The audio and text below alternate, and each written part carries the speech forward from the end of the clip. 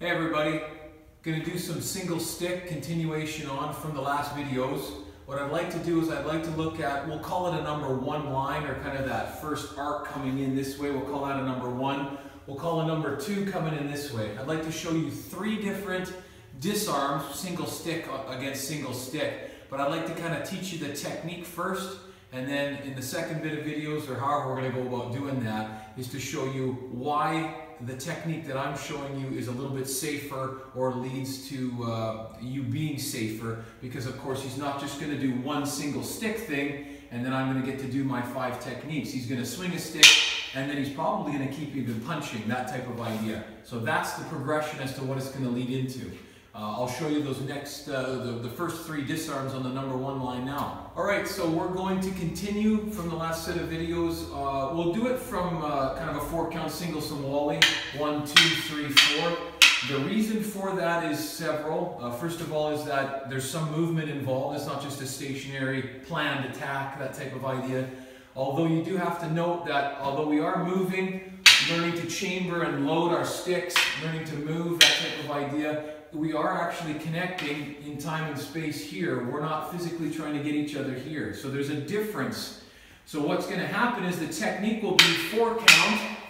Then he's going to commit to come in and actually hit me here, which forces me to have to zone slightly to create and find a little bit more angle in order to move to my disarms. Okay, so that's the first part of that.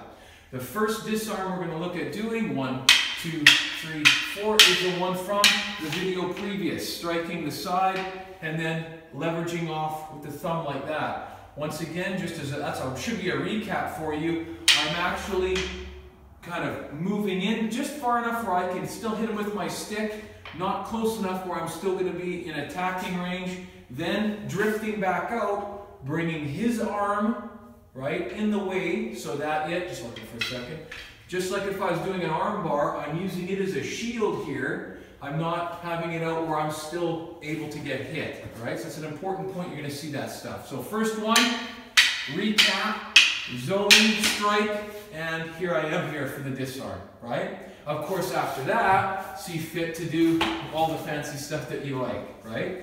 That's number 1. Okay, number 2, I think I showed it as well, so I'll call this strip number 2, is from here I then move his hand over.